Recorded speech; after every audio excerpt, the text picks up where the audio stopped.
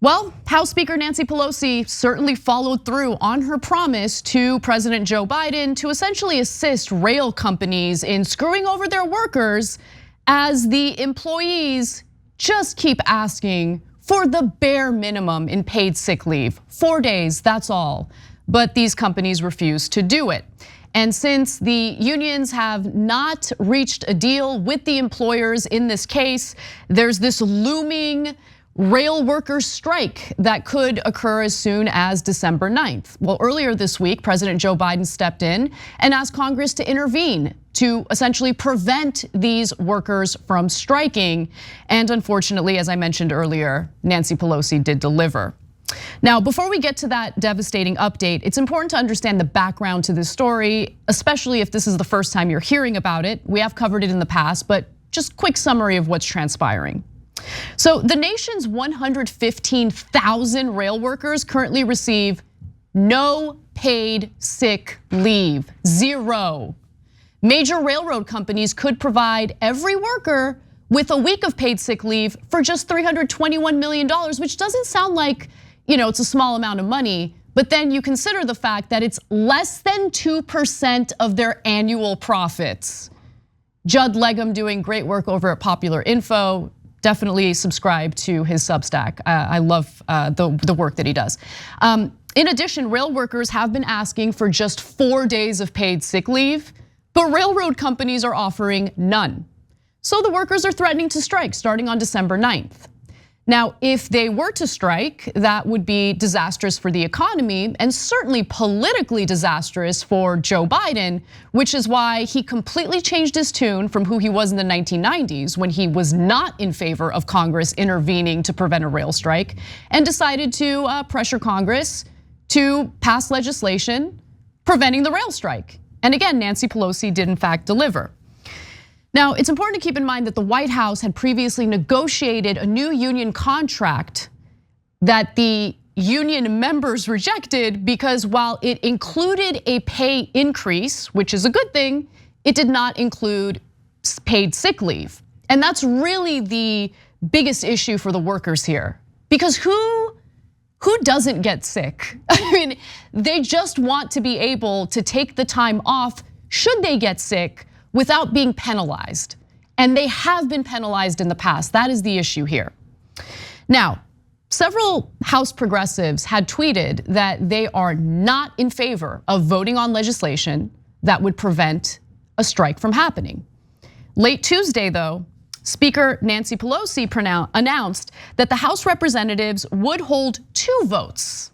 Two votes, okay, interesting. Well, what are the two votes? The House will first vote to impose a contract without sick leave. That's an important part. And that contract is part of the legislation essentially that would prevent them from striking. Then it will hold a separate vote to add 7 days of paid sick leave to the agreement.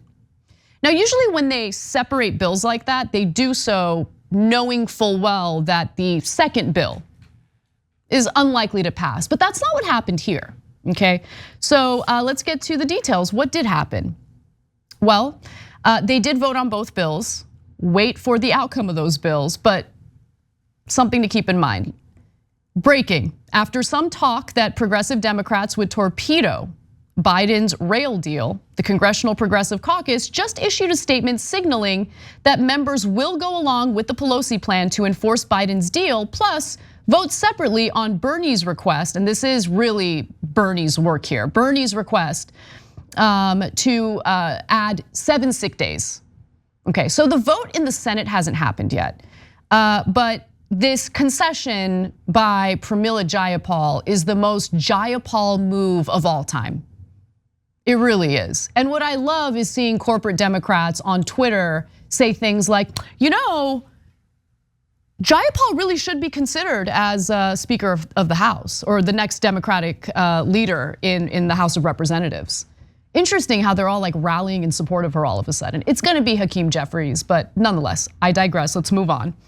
Now, progressive lawmakers postured as warriors for the rail workers yesterday. I'll give you one example. AOC, for instance, again, yesterday tweeted, railroad workers grind themselves to the bone for this country as their labor produces billions for Wall Street.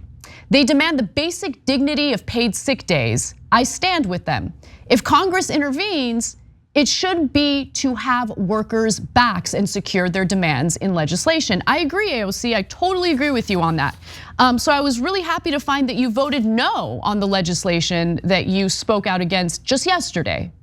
Except you didn't, you voted for the legislation you spoke out against on Twitter yesterday. See, I hope people understand that tweets don't necessarily translate into actions.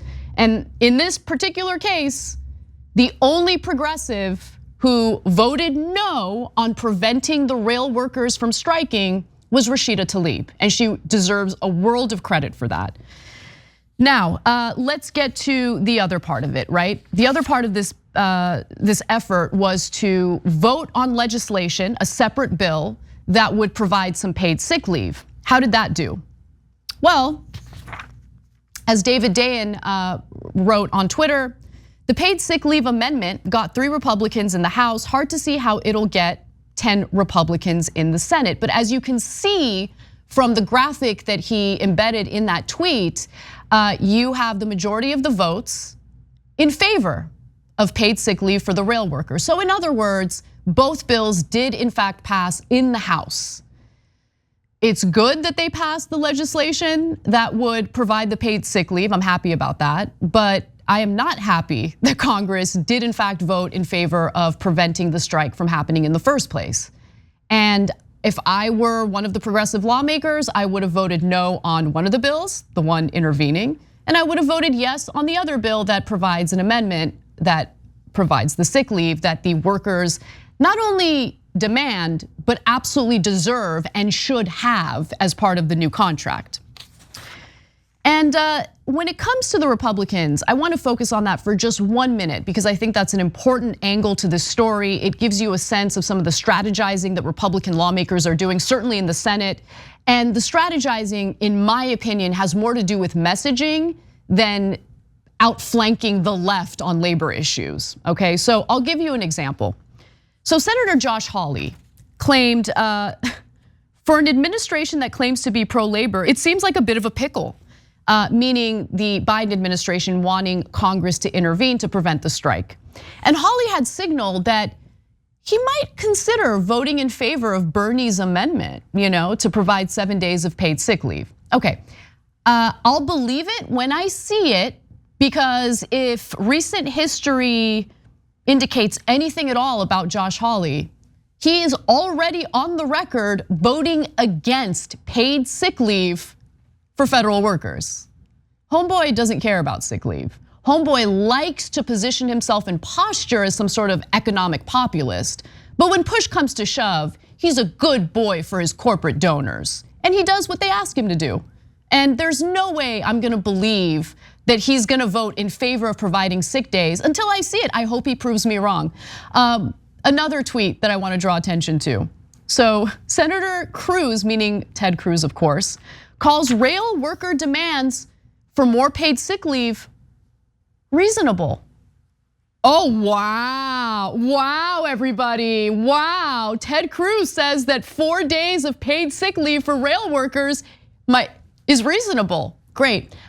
So while I see all of the positive headlines in regard to these Republican senators, I would just ask reporters, I would ask these publications to maybe find the 2 brain cells to rub together to determine whether or not these individuals are just looking for the positive press, or if they're actually willing to do the work necessary to get these workers the 4 days, 7 days in this case, 7 days, that's the Senate bill, 7 days of paid sick leave that they're asking for, that Bernie Sanders is asking for in the legislation.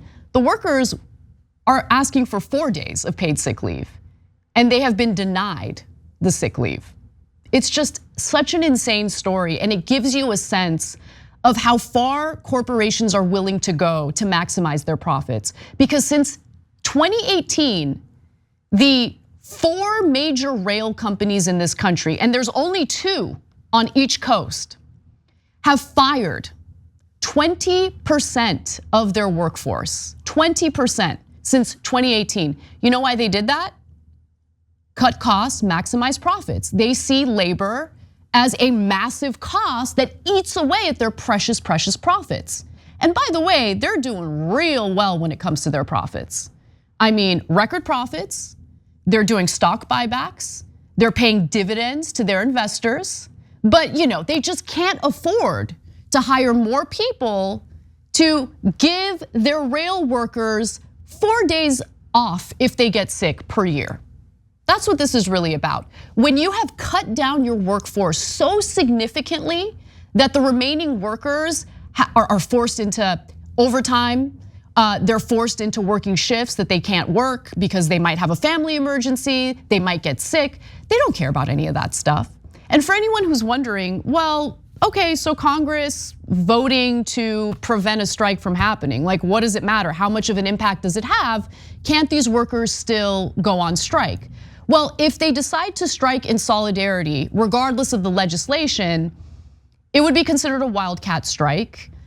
Keep in mind that the rail companies would be free to hire anyone to replace them. I mean, there are 115,000 workers, so they would have to go on a hiring spree and it would take some time for sure.